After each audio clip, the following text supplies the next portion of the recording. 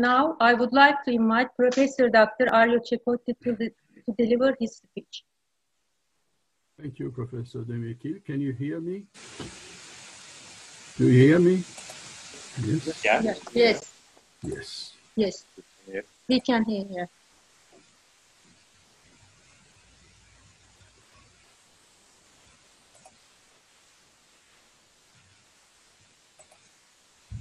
Can you see my screen? Do you see my screen? Yeah, we can see. Okay, good. So thank you, Professor Demirkil, for the CV. Actually, I didn't write that CV, so that's why it was so long. It's always very difficult task speaking after Ario Ceccotti. He's a good friend of mine, so you'll pardon me. Starting from the background, you see my shirt is very different from Ario Ceccotti library, but anyway. So I would like just to focus on a very particular feature of timber structures regarding the seismic safety. And just because this is with the fire issue is one of the most important things that makes engineers or architects that don't know timber as a structural material to be very prudent and maybe skeptical. So earthquakes and wooden buildings. This is just for fun, just for starting. But this is the earthquake on San Francisco, 1908, and these two timber frame buildings actually behaved well during the quake because even damaged, no one was killed in those buildings. So why wood for constructing buildings in seismic regions? Errol Bay has already mentioned that wood is light. There is no doubt it's light. And there is another few things that is important. For example, the ratio between the resistance and density of timber is, you see here a table comparing concrete, steel, and laminated timber on strength and density. If you make the ratio between strength and density, you see for steel and timber, they are almost the same values. So usually we say that, into brackets, timber is resistant as steel. That means, in very simple words, if you have two bars, one in wood, the other in steel, with the same weight, their strength, the load they can take before breaking is the same. They have the same load-bearing capacity. And this is the picture that Dr. Sandak showed you yesterday about the spruce goose of Mr. Howard Hughes. Actually, this plane was made only by wood and composite, plywood, and timber girders, etc. The span is 94 meters. It's bigger than an Airbus. This plane did fly just once, but is still existing. And this comparison between wood, concrete, and steel is important. And I think this slide is very instructive. You may keep in mind this simple example. If you have, let's say, a wood truss with some span, and you have a reinforced concrete truss on the same span, they have the same shape. The wood truss and the reinforced concrete truss, they have the same volume, more or less. Instead, the same shape truss made of steel has the same weight of wood. So yesterday, when Dr. Hill was making comparison about the footprint of environmental footprint of different materials, I think it is important to remember, he mentioned this. When you compare wood with concrete, you should make your comparison on volume, on a volume base. When you make comparison between wood and steel, you should make your comparison on weight base, because it's the performance. You must compare materials towards the performance. So, Errol Bay told already about the good experience in the wood constructions in seismic zones since centuries. Japan, China, we know that. They are very high buildings, these ones. They're very, on the right side is more than 1,000 years old. So how come that a timber or a general building can resist, can behave during a quake? So before the quake, you have your building, right? Before the quake, you have a building, steady, no problem. During the quake, the ground starts shaking, and the building starts moving, going back, going back, going back. And this takes a velocity. There is an energy here. Let's say at least a kinetic energy. When the quake stops, we hope that after the quake, our building is still standing. So in that case, we designed a good building. Our building behaved very well. Sometimes the building can be, let's say, a little deformed, but the important part is still standing. You remember the two buildings in San Francisco. So there are two main reasons why timber buildings can behave well during quake. One is the weight, the mass of timber building is modest compared to a similar shape reinforced building, 1/3, 1/4 of the weight. Second reason is the input, the energy received from the ground, shaking ground, is dissipated with no collapse of the structure. So here there is energy. Here there is no energy anymore. So these energies went away somewhere, was dissipated. So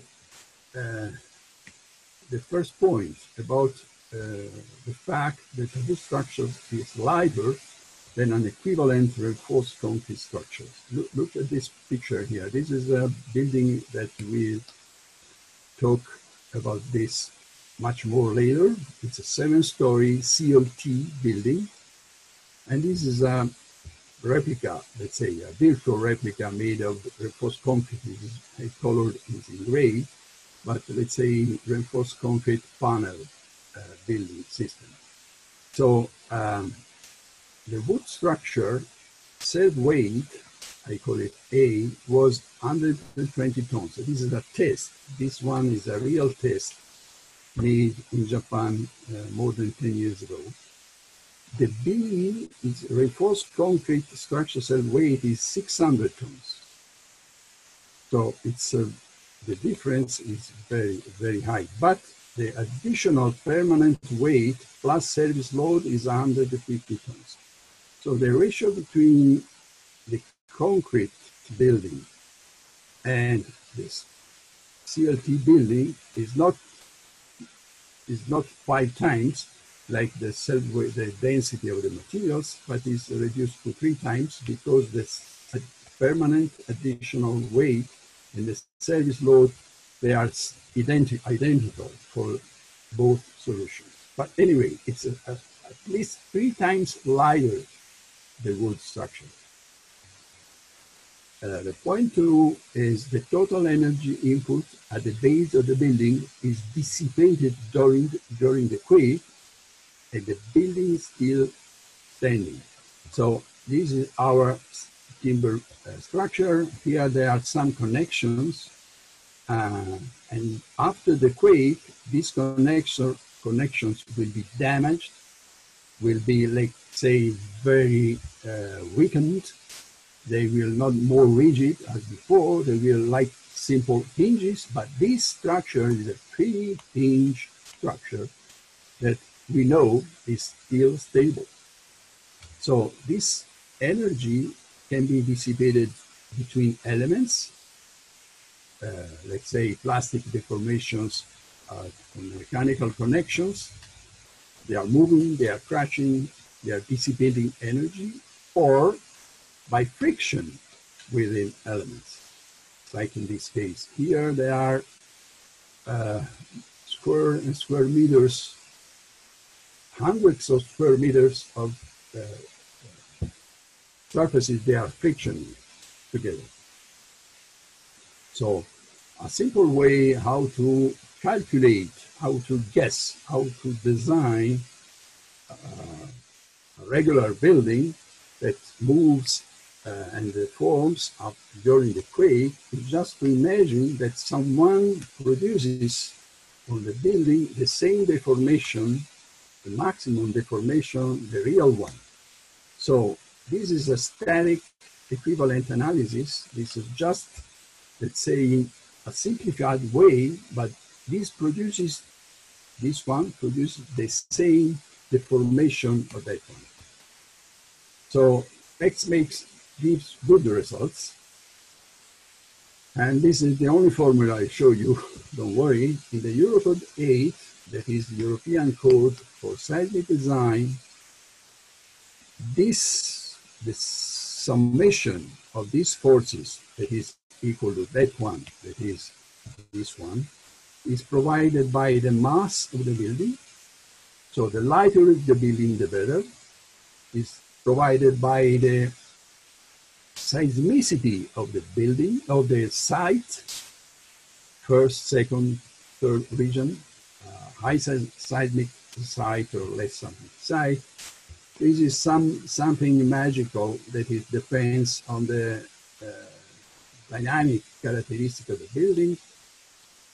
But the most magic point is this Q factor here, this reducing, in Canada they call it R, that is the action reduction factor. And this factor reduces the calculation, the force we use for calculating this situation here. And every engineer can calculate this situation here once he knows these forces. And the curves provides you this Q factor.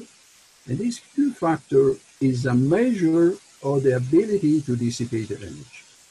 So I mentioned 2 points, 1 and 2. This enter here and this enter here. The rest, this is the site, and this one is something that our seismologist colleagues will provide us. So it's very simple.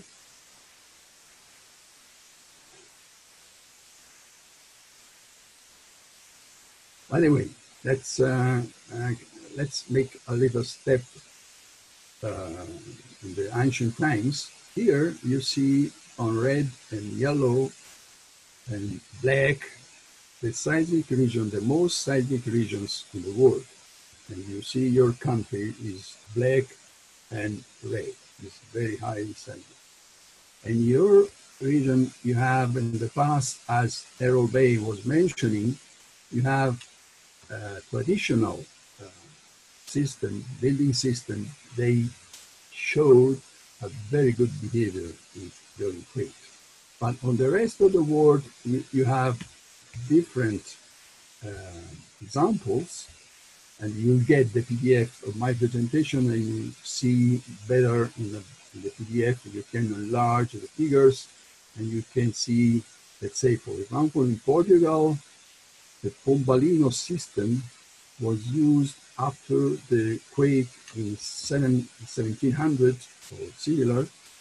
And this building here in Lisbon, actually below the stucco, it's like this. It's made of timber. And 1, 2, 3, 4, 5 stories. And in Turkey, you have the niche. And we have Badadi, but I have no picture. And after the quake, the Hinish was working well. I, I, I, I, this picture here is from Professor Langenbach, and you see this building here. It's a reinforced concrete building. It is collapsed. I don't want to say that concrete is not good in site division. I am a civil engineer. I will not say this ever. The point is, maybe this was badly constructed. I don't know. But the only point I want to underline that the quake was strong, and this is the proof that this building actually resisted very well. So France, we have Maison Colombage. France is not very high seismic region, but it's still a seismic region, and these buildings are still there since centuries. In the south of Italy, we have something similar to the ones we have seen, and this one, in the finished building, you can't see the structure behind the statue. Haiti, you see the traditional construction is timber and wooden field masonry, and here is traditional reconstructed building by French colleagues of Grenoble, and you see they put some timber elements in order to reinforce the behavior of the structure, and this is how it appears, the reconstruction project. And when I was working at the CNR in Italy, we made tests on this type of wall, and here is just a jack that was pushing and pulling, deforming the structure this way and this way. And just to, you see here, this we are pushing here, and we are pushing, and this is what it's always difficult for non-engineers, but you see this is the force, this one, and here is the deformation, this one, this one deformation. And you see pushing and pulling, positive, negative, and elongation and coming back, etc. This is the shape of the circles. And engineers know that the bigger is the area under a cycle, is the energy is more dissipated energy. North of Italy, Dolomites region, you have the same,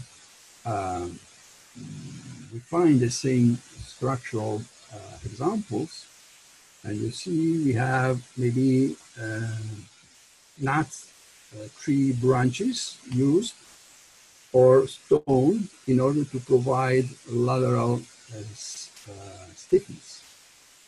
When I was working at the University of Venice, we replicate this kind of walls, and you see we have timber horizontal element above and below. We have vertical big elements, main elements, and secondary elements, and then the branches in this case, or bricks in this case, or stone in this case. So this is hazelnut branches, and these are bricks. I underline these two because I show you some picture about this. This is the wall with hazelnut branches and mortar, and these are after the testing. So, of course, we put back in the original position the wall, because actually the wall was moving like this, and then was moving like this, and then was going back. At the end, this was the damage. And this is then what happened with the brick version. Again, and you see here we broke the bricks, and we broke the connection, etc. But what is amazing, if you remember the curves I showed you before, the curves relating to the branches is this one, while the curve relating to the bricks is that one. So you see the difference, it's enormous difference.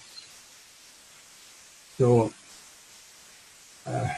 later on we made also some analytical evaluation, and at the end we were capable to say that, let's say, the brick version of the wall, considering that wall part of the building, could have resisted an seismic quake of about 0.8 G of maximum acceleration of the ground at the bottom, while with the branches, the big ground acceleration can be resisted was only 0.2, 0.22 G of big ground acceleration. So I imagine that you cannot follow what is G, whatever. The point is, it's important. We have the feeling that according to different construction typology, the same building with, let's say, hazelnut branches walls and bricks walls can resist different quakes. You say, of course, the bricks is more resistant, but here we have a measure. But the point is, as engineers, sometimes, several times, we are asked to judge the resistance of an existing building. And the risk is that because we don't know, we don't master the situation, we design a strong reinforcing. So this could be no harm for a reinforced building, but for a traditional and maybe monumental building, historical valued building, if you make unnecessary reinforcement, actually is a bad solution. But by the way, it's coming back to nowadays. Errol Bay show you this picture, this timber frame construction again. And actually this picture was a picture of mine when in 1995 I had the pleasure to work with Errol Bay in Vancouver at ORENKO2020, the Canada corporation at that time. I was fascinated. By the way, this timber frame construction in 1964, Alaska quake,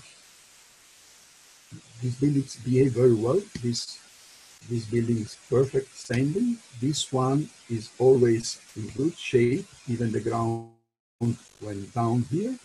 And again, this is a reinforced concrete shaft. They fell down, but just because the quake was really big. Unfortunately, we didn't have always the same good results. In 1995, January 1995, in Kobe, Japan, we had not so good result with the timber frame houses. This series of buildings here were originally two-floor buildings. Here, the ground floor is gone. There is no more ground floor because the first floor collapsed on the ground floor.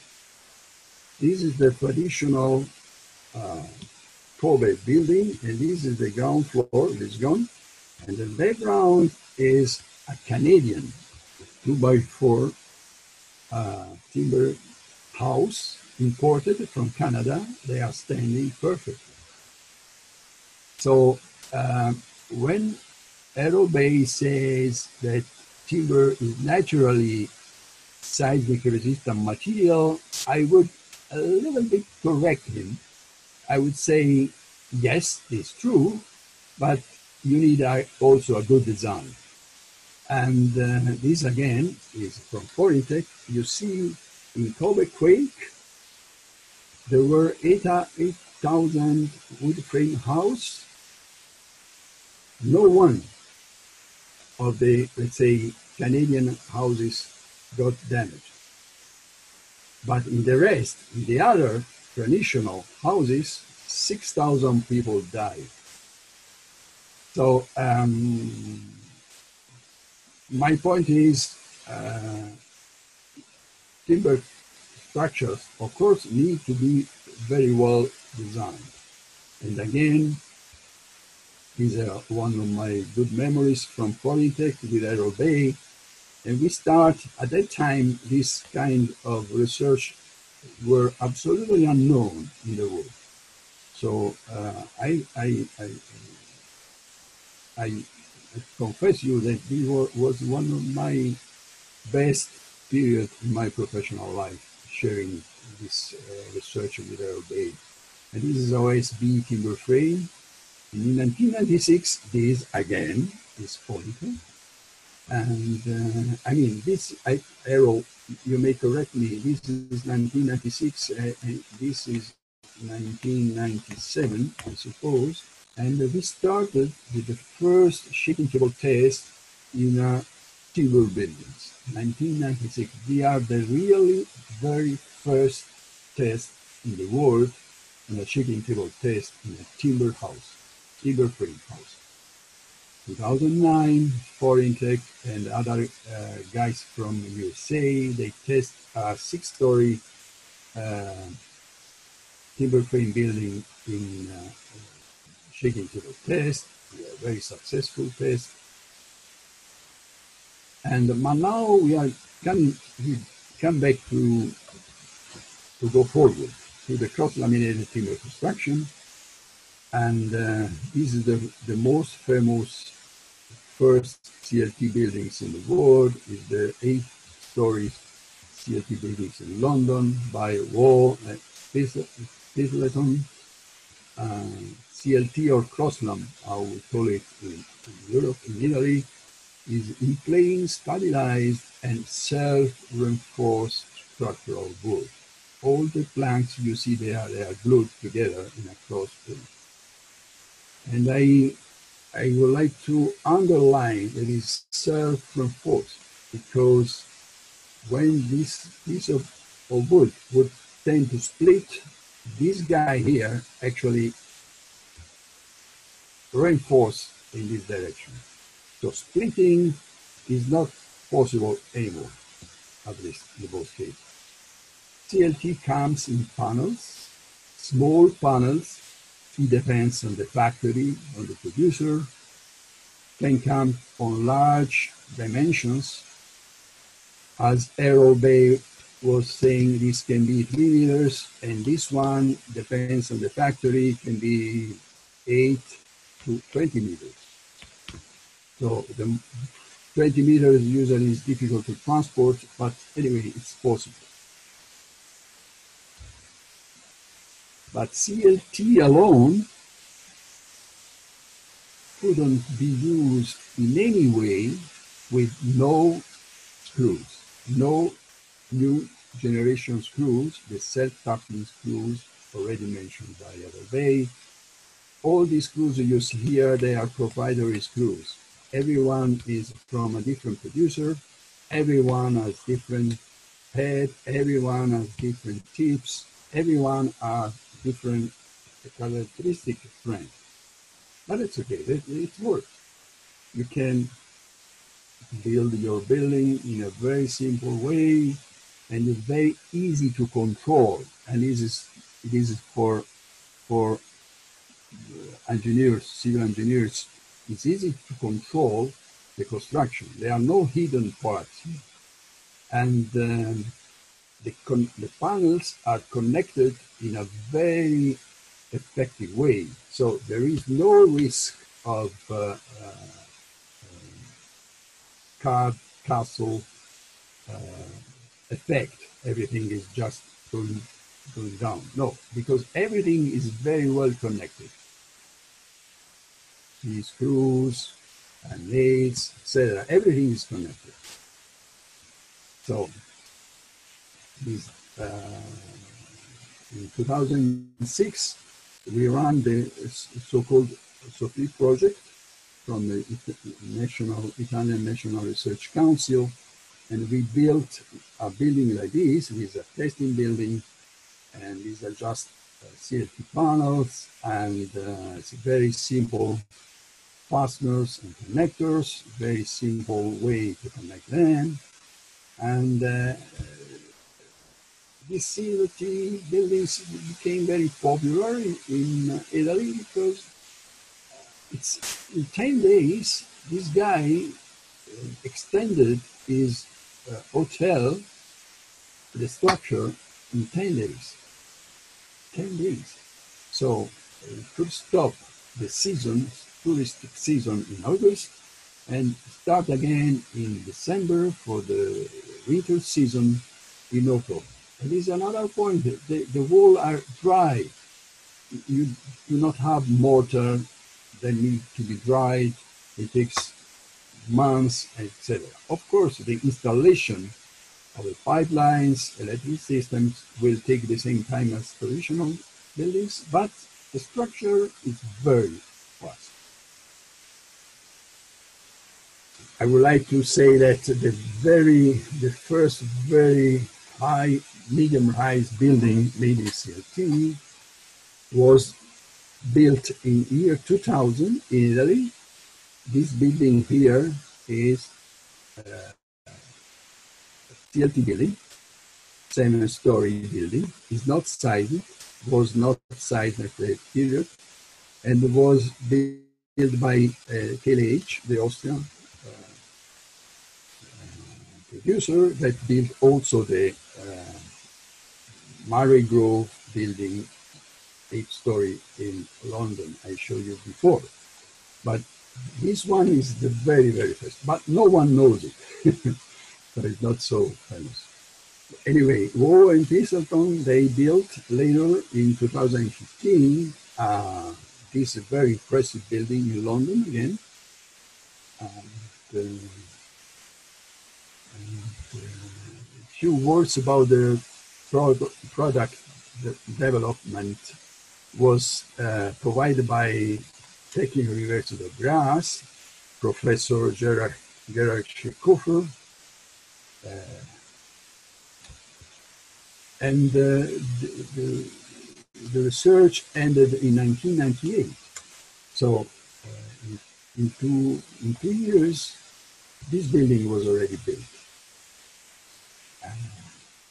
In 2006 and 2007, because Professor Schickofer didn't know anything about seismic, because Austria is not seismic region, I had the fortune with my colleagues and co-workers to work on this so-called SOFI project and about the seismic behavior.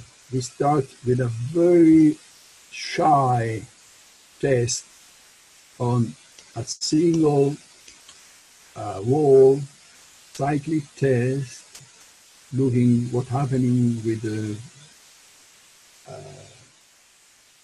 dissipation of energy. Remember, dissipation of energy is very important. And these walls are rigid. So we did fear that this system wouldn't dissipate so much because the panels are indeformable. Instead, we realized that the dissipation of energy of the connection was very important. So after one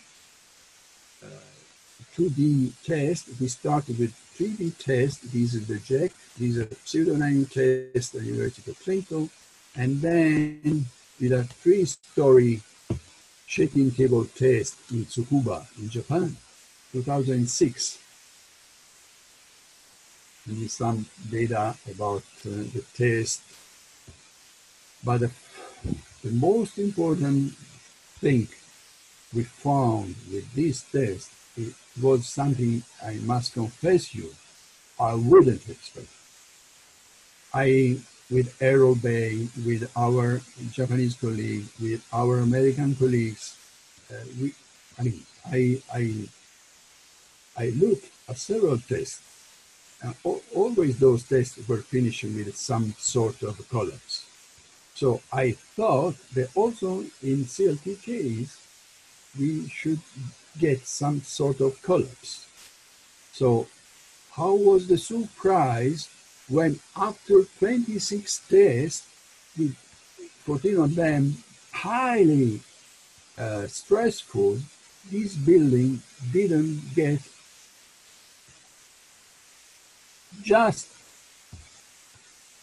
these damages. At the end of all these are records, different tests, different records, Kobe, Centro, Kobe, Nocera, Umbra. After all these tests, the only failure we got was at the ground floor, all these 12 nails they were broken. They are not missing nails here. They were not nails since the beginning. All these nails you see here, they went broken. Actually, they are broken, but that's all. The building was still standing. So, and the enthusiasm of the 2006 test, in 2007, we replicated a test on a bigger shaking table. The biggest shaking table at that time is 13 years ago, on a 7-story CLT building, replicating a building that should be built in Trento, in Italy, North Italy. And this building has a set weight of 120 tons, but on floors we put some steel plates in order to replicate the dead loads and service load, and the additional load on floors was 150 tons. The additional load was bigger than the set weight. So it's not an empty building. And so here you see the arrangement of the CLT panels, fasteners, connectors, and etc. And I don't spend so much time on this, but I think it's self-explaining. You have your panels, and your panels are connected on the wall direction, are connected on the floor direction, are connected with the ground against the dripping, and are connected against the overturning when the force is being disturbed. This test building was designed according to Eurocode 5 for the material, and was designed according to Eurocode 8 for earthquake resistance. I think you may like to know that Turkey has already adopted, it's a big word, but anyway, in the Turkish standard does provide you the Eurocode 5 translation into Turkish language. Officially, Turkey is part of the CN system, the European Commission for Standardization. Turkey is officially part of this system, and Eurocode 5, you already have the version in Turkish. So, just speaking clearly, I don't think you need a Turkish new invented design code for timber structures, because you already have it. It's this one. So some slides about how strong can be a CLT building. These are some preliminary tests we did before the seismic shaking table experiment in Japan. This is a wall, and this part here is that one. So when you push this way, this is going in tension, and you see the first element when broken, not on the screws, but on the steel bolt. Of course, we design differently this one, but this is just to tell you how much. This can be 200 kilonewton, 200 kilonewton strength. Here are some moments, some pictures during the construction of the structure. And here, I hope it's possible to see a movie, just 4 minutes. I hope it works. If it doesn't work, please inform me.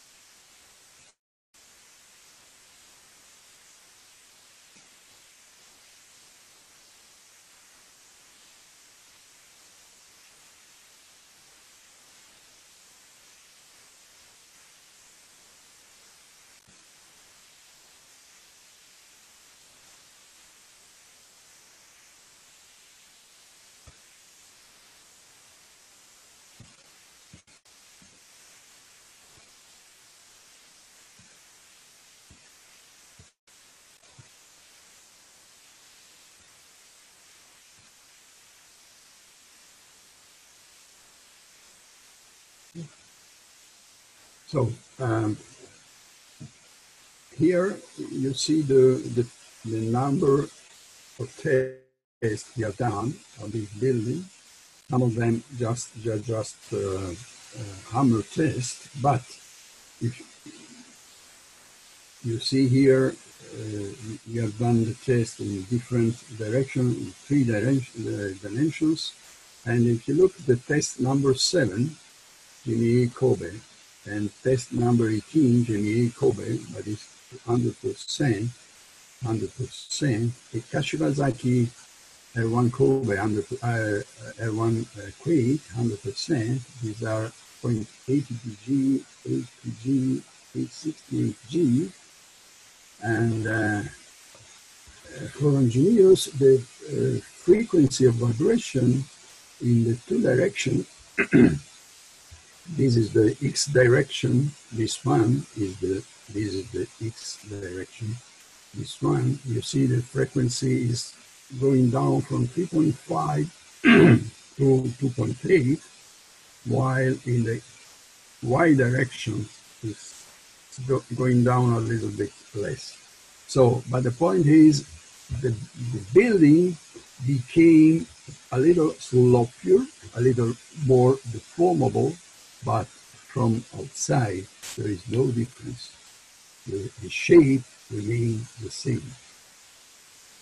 No residual deformation. So just coming to the end, the basic points of the end of my presentation. Up to now, you remember the two buildings at the beginning of my presentation, San Francisco, 1908, and they behaved well. So they were demolished, demoshable, let's say, but people went out safe.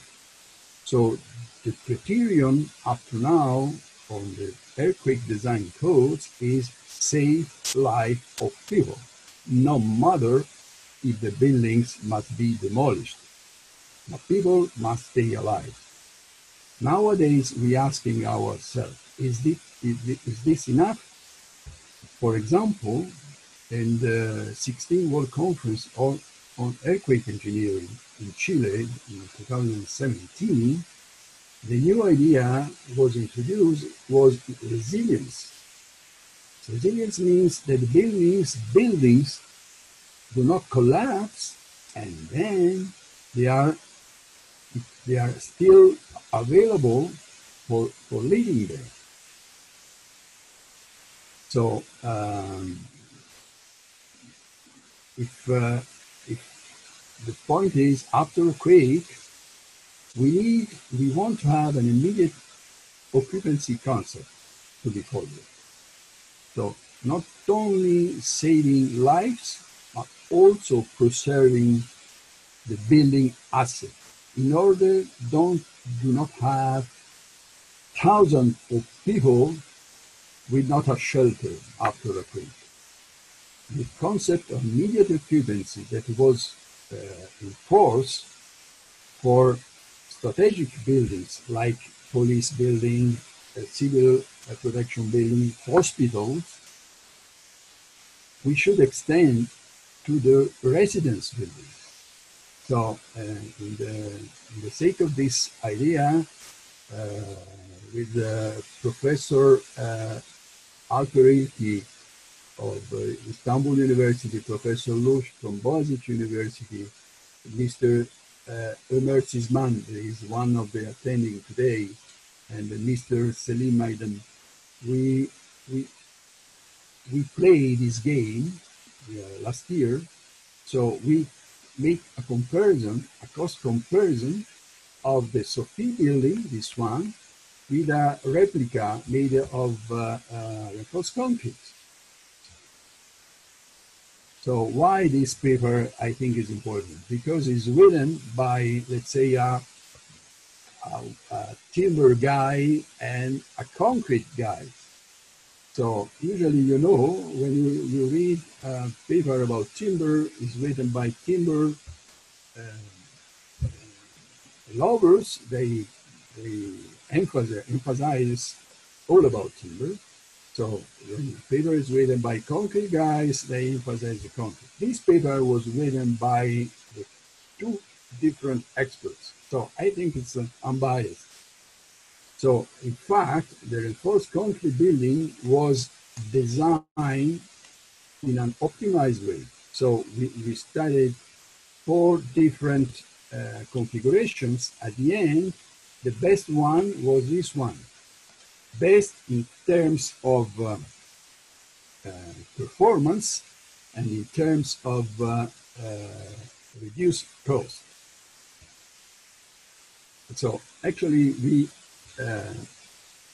studied 2 different types of costs. Environmental costs relating to what Dr. Hill was saying yesterday about reinforced concrete building and CLT building, and we compare the carbon footprint of the 2 buildings and the ratio between the reinforced building cost versus the CLT building cost is for structural mass, the weight is 4 times bigger. Okay, let's remember that. But the carbon footprint is 30 times bigger for RC building. But you may say, okay, but the environmental cost, it's something friendly, but what about the economical cost difference? So I think it's almost the last slide, so I spend a few seconds more. So what I'm trying to pass as a message here. So if you have a CLT, let's say we have a reinforced concrete building, right? We designed this building in concrete. We have some volume of concrete. We put some tons of steel bars for a normal building, a residential building. Then I say, I want this building to be of immediate occupancy after a big quake. So the cost increase to pass from normal to immediate occupancy building for concrete is 13%. You need 13% more volume of concrete, and you need 30% more weight of steel bars. If you do the same exercise for CLT building, timber itself, you don't need any timber more, because thinner walls and floors like this one is not possible, because there is a limit for a good way of building. And so timber is always underworking in CLT. There are so much timber that the stresses are always very low. But what about the metallic fasteners and connectors? The increase is 7% only. So as I said a few slides before, as a civil engineer, I'm almost 50 years of graduation.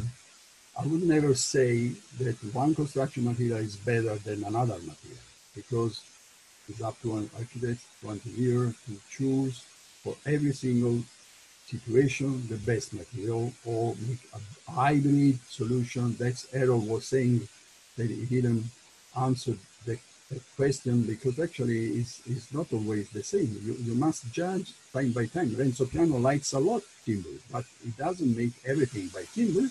You steel, concrete, etc. So I wouldn't say timber is better than other material. What I can say that if resilience is something that we want to achieve with wood, especially with CLT, we are competitive in comparison with traditional materials like steel, concrete, and masonry. So thank you very much for your attention. Dr. Ceccotti, we are very pleased to have your participation. Thank you very much for your nice and valuable presentation and contribution to our Congress. Do you have any questions you would like to ask to Dr. Ceccotti?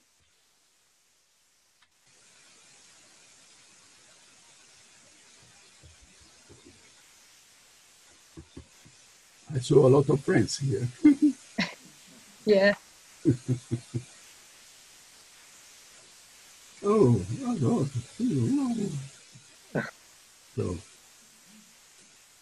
so by the way, that's I thank the Boğaziçi University for inviting me to be a lecturer there. One question. Yes. Can you see this one? Let me check.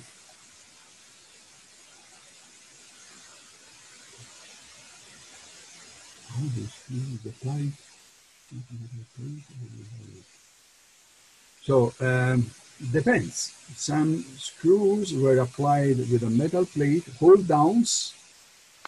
The big ones were applied with a metal plates. The elements against sliding were applied with the metal plates, but the screws between walls here, no metal plates at all, only screws.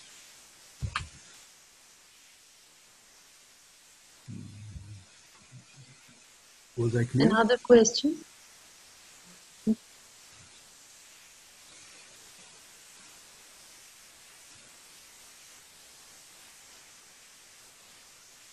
So another question was a question. No other question. I think you have another questions Two. from Ömer Asım Şişman. Oh.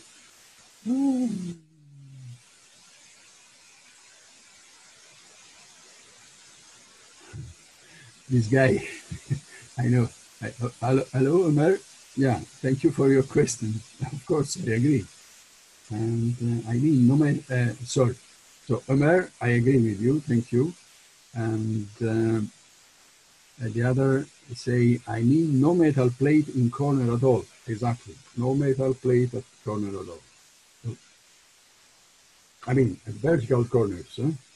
The horizontal corners, there were here, there were metal plates.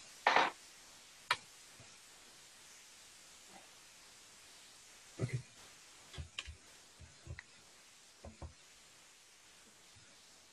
I think there is no another question. Thank you very much again.